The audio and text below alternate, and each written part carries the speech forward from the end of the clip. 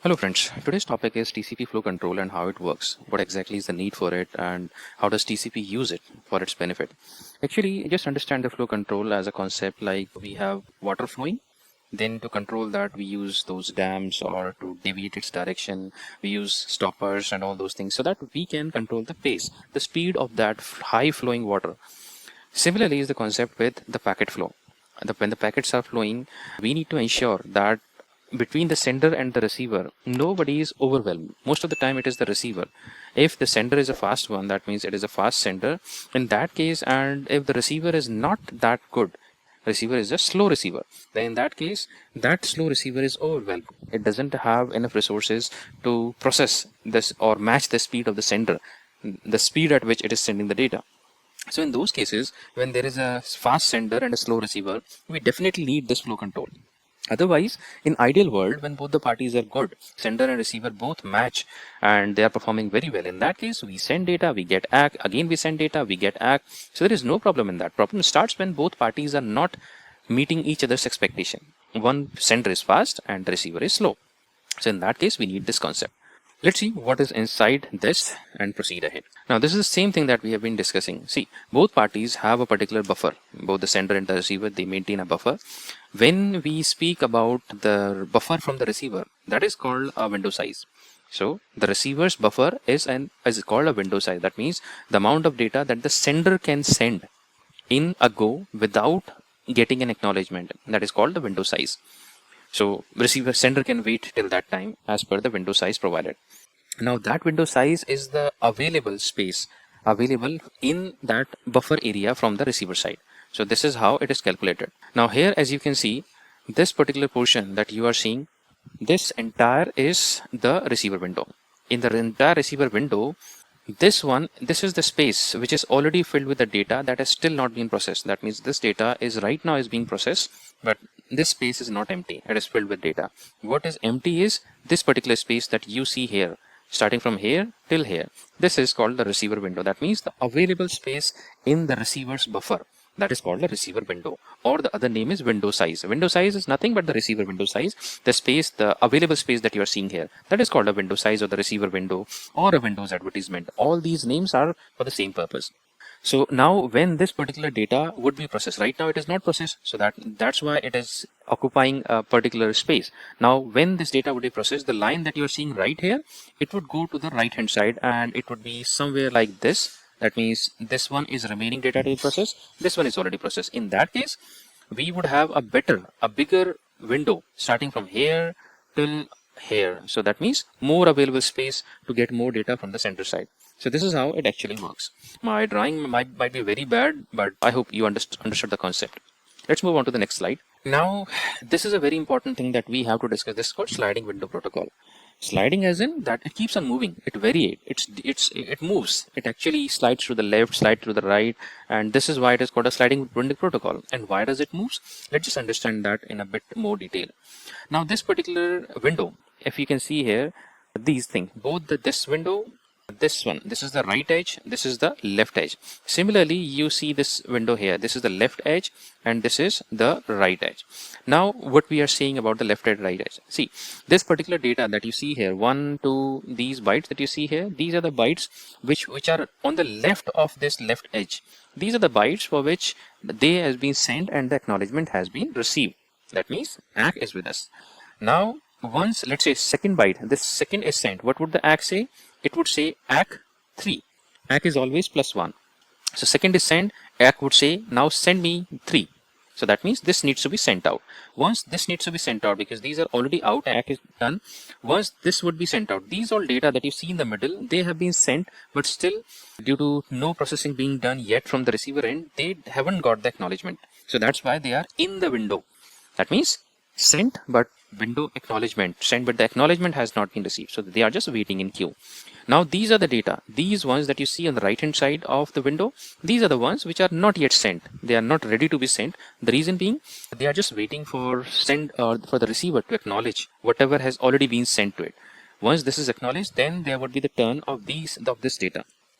So why we say this as sliding window? Now see, 1, 2 has been sent, that's why they are on the left hand side. Once the third would be sent, this particular window that you are seeing right here, it would go ahead and shift here. So now the next window would start from here and would continue. Now it would not continue till 7. When 3 has been shifted to the left, that means it would take one more digit from the right. So now the next window would be this one. Now you see this, 1 byte going left, 1 byte added from the right. So now this is the one. Once this fourth would be processed, where the next window would start? Next window would start from 5 and would go on till this 9. So this would be the next window. I hope the point is clear here. This is how it moves. It is called a sliding window protocol. As soon as the packets are processed, and they get the ACK, then we move on to the next packets and so on. So this is how it works. Now just because of that, there are a few key concepts that comes in mind. When we say window closes or window shrinks or window opens, these all concepts are related to the below figure that we say. When the left edge, that means this one, would move to the right hand side as has been shown here. When this moves to the right hand side, that means the window is closing. That means this particular window is going to the right hand side. This window is closed. Now it would start from here. This one is closed. Similarly, if this window, this right edge goes to this side. Now this right edge goes to this particular side. If it goes to this particular side, then it would get shorter. It would be shorter. Now these are the few important concepts that we need to understand in relation to this TCP flow control. Let's start with them one by one. Now the first one that you see is called a window size. Now what is a window size? Window size is basically, as I already discussed, it is the size of the receiver's available buffer. Whatever is available and ready to take more data, that is called a window size. Or we can say Windows update, or we can say window advertisement or advertise window. This is all the same name for window size. So that means the available buffer space wherein more data can be taken, and how much more can be taken, that is represented by this window size. Now coming on to the next one, this window scaling. Now why this window scaling and what is this calculated window size? This is a frequent question that is being asked in the interviews, that what is the difference between a window size and a calculated window size. Now understand this thing, that in the initial implementation of TCP, if you see in the TCP header, you would see that the window field, this field that is named as window, representing window size, that is a 16-bit field. Due to it being 16 field, it can only take 65535 bits there. That is the maximum. That means from 0 to 65535. So, but the problem is, now due to high-end devices, high-end servers, high-end clients, this 65535 bits is very small. Now we need some bigger figures, but the problem is that TCP header, we cannot modify that. So since we cannot, because there is not enough space, 16 bits are already taken, and rest of the bits out of those remaining 32 are already allotted to other parameters, due to which we cannot even modify it further. So now in that case, what we do is we use this window scaling factor. Now what does scaling factor do is, it multiplies the current window size and it increases its size to a very big level, which can meet the demands of the high-end devices. It increases in 2 powers, 2 to the power 0, 1, 2, 3, 4 and so on. So it goes like, when we multiply it, we can multiply it by 2, 4, 6, 8, this way. So this is how this window scaling factor combines. So now think about it, how it would be important. The maximum that initially is 65535, let's say we multiply it by 2 to the power 4. So that means 2 to the power 4 is 16. So if you multiply 65535 into 16, that would be a huge number. So these much would be the bytes that would be sent for those high-end devices which are capable of using this. So that's why this window scaling factor is very important. And now this calculated window size, when we multiply this window scaling factor with the window size, normal window size, we get a calculated window size. Now here comes the concept of this persist timer. Now what exactly this persist timer is? It is also called Windows probe. Now see, the logic of this TCP flow control is that the sender should not send data faster than what the receiver can process. So it needs a synchronization. Now let's say there is a stage or a point comes wherein sender has sent a lot of data and the receiver has still not processed it because it's a slow receiver. So in that case, the receiver would send a message saying 0 window size. That means don't send me anything now, I am completely full. So this is a signal that asks sender to stop sending. Now the problem is, if the sender would completely stop any sort of data transmission, in that case this session would time out. Now it is a big dilemma.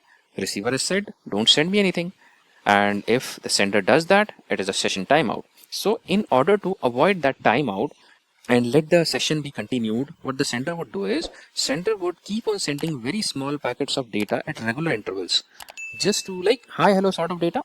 So it would just keep on sending that, hey, are you available now? Do you have non-zero window size now? Are you able to take some more data? These are the like this particular conversation means this. So this is the persistence timer. So it keeps on sending small data at regular intervals, and it would keep on doing that till the point where the receiver has now done the processing of its current data and would send a non-zero window size to it. Now once the non-zero window size would be there, it would start sending the data, all sorted, all good. Again, if the receiver goes full, then it would again provide zero window size. Again, that same thing would happen and persistence timer would start. So you got the point, right? This persistence timer or the window probes, it is a means of checking if the receiver is again available to take the data or not. Now the next thing is that we see here, that is called window advertisement or window update. This is somewhat related to this part, the persistence timer that we discussed. Now when we are discussing about this TCP flow control, now sender would send the data, but there has to be a way through which sender would understand when to stop or how much to send or how large a window to use so that it can be sent to the receiver, it can process, or how much it is capable of handling. So there has to be a way. That way is called window advertisement or window update. This is the same window update that is used to invoke this persist timer. That means when the zero window would come in the Windows update or the window advertisement, then the persist timer would start. So that means this window update is a method to tell the center how much or how large a window to use so that now you can send the data to me and I would be able to handle it. Without this, there would be no use of this flow control.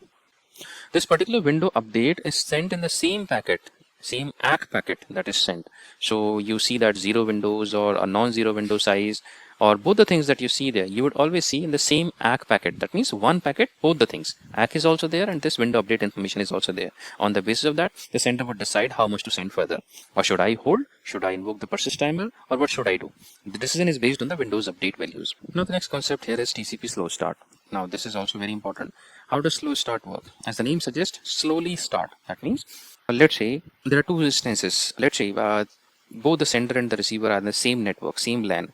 In those cases, it is fine. They don't have any router in between or they are not part of different networks. The sender can send multiple data, a huge amount of data without getting the ACK back. It can wait for that. So once the receiver would process, it would send the ACK back that, okay, I have got this data. It is fine for the same network or the same LAN.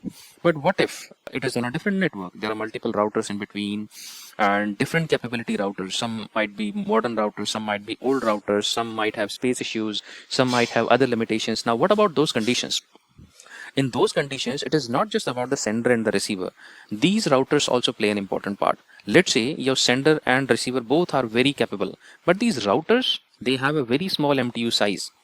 They can't handle that much. They just have, let's say, 1300, 1200 MTU, very small one. So obviously, if it would try to send much data, the sender would try to send the data at a larger speed, at a higher speed. These smaller routers would run out of space very soon. They would not be able to cope up with the pressure. So in that case, this particular thing, TCP slow start, saves this flow control. Now, how does it save? It would not send a huge amount of data in one go. It would keep on increasing it one by one. Remember, that is in the case of a different networks. In the same network, it doesn't matter. They know it very easily and can quickly adapt to it. But in the case of different networks where there are multiple routers are involved, multiple hops are there, this really helps. Now, when we discuss about this slow start, we also discuss about the congestion window, which is created on the sender side. Like we have receiver window on the receiver side, we have congestion window on the sender side. This takes care of this intermediate routers and other devices which are in between, on which this communication is also dependent apart from the receiver. Now, what the sender would do is sender would keep on sending, let's say, one segment, wait for the ACK. Then if the ACK is delivered timely, next time it would send two segments, wait for the ACK. If the ACK is delivered timely, next time it would again double it. It would send 4 segments, then 8 segments, then 16 segments. This way it would keep on increasing. By doing this, it would ensure that yes, this network is capable of sending data at a higher speed. Now there would be a point wherein there would be limitations of the underlying routers and the ACK would not be received timely. In those cases, it would again modify the behavior. It would again modify how much to send. It might increase or decrease based on the situation. So this is called congestion window or congestion control. It takes care of all these factors and can adapt itself automatically. It can vary its condition as per the network situation. So that the goal of this is congestion window is to avoid any congestion in the network. Let's say multiple packets are sent and the intermediate devices are not even capable of handling those traffic. Obviously they would be dropped. There would be retransmission, unnecessary transmission, duplicate packets, and multiple different things would be there, which would cause the congestion. And we don't want that congestion to happen. We just want a smooth traffic flow, smooth packet flow actually. And this is taken care by the congestion window. Now there are a few important terms other than this. This is called retransmission timeout. Now this particular concept that says retransmission timeout, why it is so important. Now let's say a packet is sent and the expected behavior is X should be received in some time. Now what is that some time? That some time is the retransmission timeout.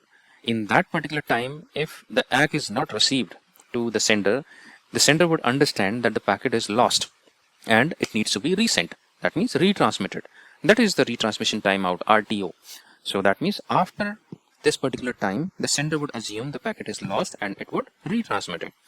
Now this RTO value is very important in determining the performance and the reliability of the network. Now how it is so important? Let's see. This RTO value, retransmission timeout value, is set too low. That means the value is very low. In those cases, if retransmission timeout value is low, that means retransmission would happen very quickly. That means unnecessary retransmissions would happen. If we could have maintained a proper RTO value, those unwanted retransmissions could have been stopped. So that is a wastage of network resources. Now let's say we set it high. We set this RTO value is high. Now what would happen is retransmission timeout would happen after a very, very long time. So in those cases, it would be a delay. Due to this higher RTO value, the network would be idle. The throughput would be very less. The performance would be very low. So that's why we need to find a sweet spot. We need to find a proper balance when to and how much to keep this RTO value to. Moving on to the next point, this is round trip time. Now what is round trip time? Let's say you are reaching from one point, going to the other one, and then you are coming back here, the same. Hey, now this particular from going from here and coming back till here, that is called an RTT, round trip time. That means, what does it include of? A packet is sent, that packet is processed by the receiver sends an acknowledgement back, and the acknowledgement is processed by the sender. So this all combined is one round trip time, RTT. So an average is taken to determine the overall round trip time, that is called SRTT, smooth round trip time. So that is called an average of it. Okay, so friends, these were the concepts for today in this particular video. We'll come with further questions in the next part 2 of this TCP flow control. And I would request you to please share your feedback on this video. In case you like it, please let me know that. You can put a comment there. So friends, thank you so much for watching. I hope this information has been helpful to you. And I will try to bring more such videos to provide you the valuable content that you are looking for. I would request you to kindly subscribe to my channel if you have not already done so that you can get notifications about my future videos and the future content. In case you have any suggestions for the topics or you want some specific content to be described in detail, you can just let me know. I will try my best to explain you as much as I can in the next videos. So thank you so much for watching. You have a great day ahead.